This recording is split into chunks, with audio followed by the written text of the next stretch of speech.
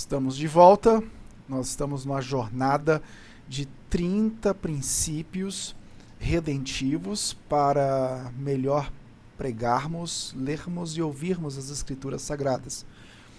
Porque toda a história bíblica ela é unida a uma grande narrativa, ou cosmovisão, outros diriam metanarrativa, ou uma narrativa superior. Então são várias terminologias teológicas, mas você vai identificá-las mais ou menos desta forma.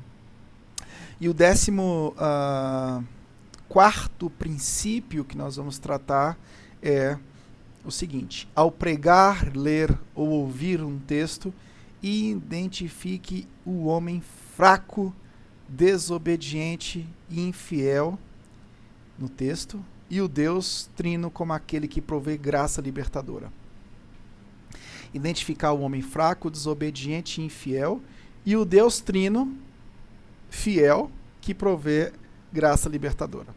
Bom, a grande tentação, quando nós lemos um texto, é nós transformarmos aquele personagem que faz parte da narrativa num homem forte, num homem que se torna muitas vezes o centro da narrativa. Coisas do tipo 5 características de Ana que devem ser seguidas por todos nós. E a pregação se desenvolve tematicamente, colocando Ana, mãe de Samuel, como se fosse o centro da mensagem.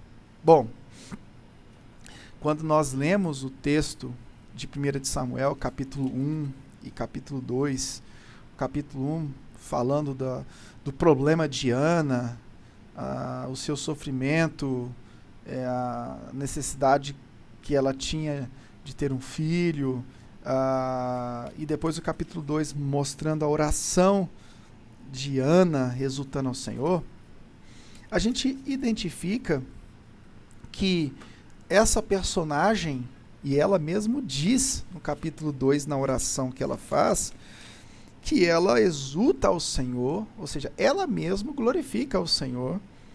No Senhor minha força é exaltada. Ou seja, ela reconhece que ela é fraca. Mas quando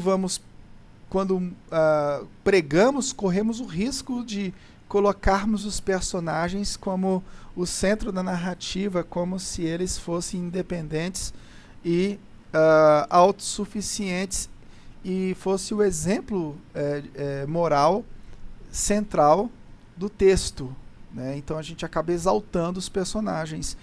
E quando a gente conecta a história da redenção, a gente identifica, isso o J. Carson vai falar, que há uma aliança redentora.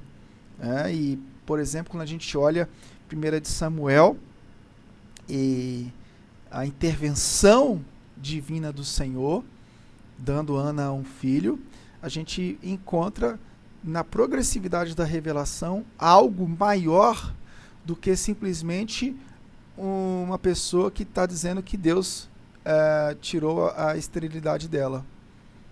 Amém pelas bênçãos conquistadas. Graças a Deus pelas bênçãos adquiridas. Mas por trás de uma ação de bênção do Senhor sobre as nossas vidas, sobre as nossas narrativas, há uma narrativa maior. Então, quando nós lemos, ouvimos, pregamos um texto bíblico, entendamos isso, que por trás da nossa narrativa, há uma narrativa superior à nossa, não só de Ana, mas como também da nossa. Então, quando nós pregamos, nós precisamos identificar quem é Deus, precisamos identificar quem é o homem. O homem é um homem fraco, é um homem desobediente, é um homem infiel ao Senhor. E a diferença do texto é a aliança. Aqui, por exemplo, a gente tem aqui o nascimento de Samuel como um profeta que chegaria em Davi, o rei messiânico que aponta para o reinado eterno de Cristo Jesus.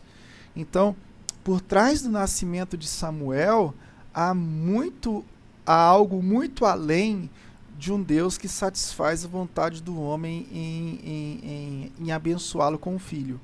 Há uma narrativa redentiva de uma promessa messiânica em Jesus Cristo. Agora, é claro, Deus, ele é sensível, ele tem compaixão. A gente vai encontrar esse ministério de compaixão de Jesus nas páginas do Novo Testamento. Agora, por trás da compaixão, por trás da cura, por trás do milagre, por trás da provisão divina, há uma lição maior. Então a gente aprende que por trás da bênção há uma lição maior do que a própria bênção. Há uma lição de promessa, há uma lição de aliança, há uma lição redentora, há uma lição, para nós hoje, há uma lição de dependência.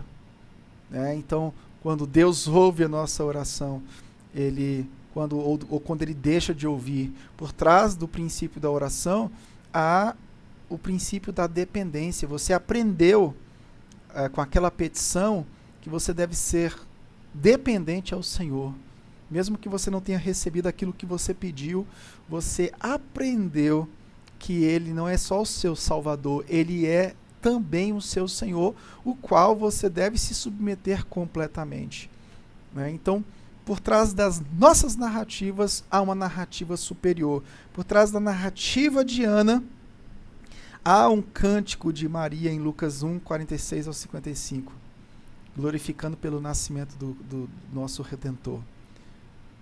Então, tudo que Deus faz, Ele tem em vista a glória do seu próprio nome. Tá bom? Que Deus possa nos abençoar e que possamos fazer leituras mais redentivas das Escrituras.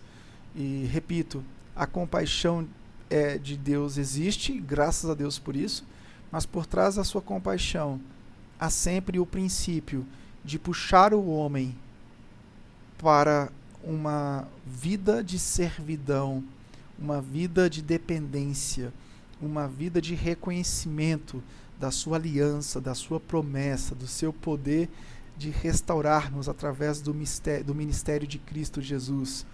Há uma redenção em tudo que a gente faz e fala através das Escrituras Sagradas. Que Deus te abençoe no nome de Jesus. Amém e amém.